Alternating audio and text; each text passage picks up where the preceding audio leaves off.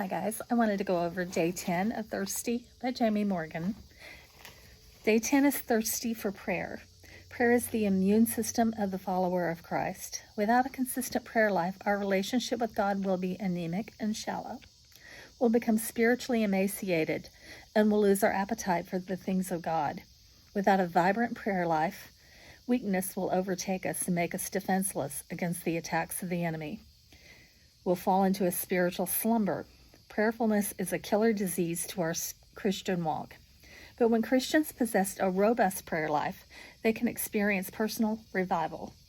It's in the place of prayer where the Holy Spirit, in the fireplace of our hearts, lights our fire for God. It's through prayer we cultivate a hunger and thirst for God, providing life-giving oxygen to keep burning for Him. But when our prayer times are erratic, our fire for God is dampened. Prayers can't be the sideshow for the believer who desires personal revival. It must be the main event. When we come to God in prayer, we create a place where the Holy Spirit is welcome. God responds to asking, and prayer is the place we ask God to pour His Spirit upon our thirsty hearts. Prayer also makes the difference between the rain of the Holy Spirit falling on hearts of either concrete or thirsty ground.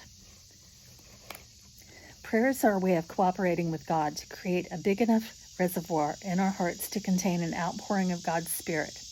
Prayer increases our capacity to receive more of Him. And as we cry out to God, He breaks us, shapes us, and gets us to the point of deeper desperation and dependency on Him. Prayer precedes personal revival, undergirds personal revival, sustains personal revival, and produces Christians who pray for corporate revival. One believer whose heart has been set on fire in personal revival can ignite 1,000,000 candles of revival through prayer. All it takes is one flame.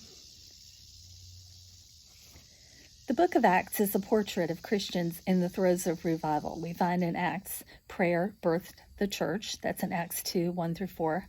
The first Christians devoted themselves to prayer. That's Acts 2:42. They protected prayer from the busyness of the harried schedule. We see this in Acts 6, 1-4. They gave themselves constantly to prayer, Acts 1, verse 14. Prayer was the environment in which the Holy Spirit poured Himself out. We see this throughout Acts in 2, verses 1-4, and chapter 8, verse 15, and chapter 10, 9-13, and in chapter 30. There are 30 references to prayer. There were 14 corporate prayer meetings. Prayer was the breath of the early church.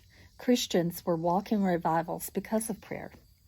If we desire personal revival, we need to prioritize prayer in the same way.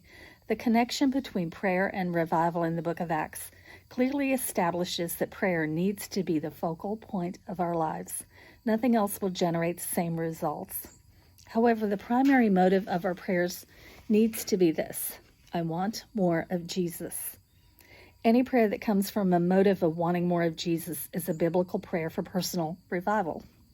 Any revival prayer that is self-driven with the intention of making up for our deficiencies or to somehow improve our lives isn't a biblical revival prayer.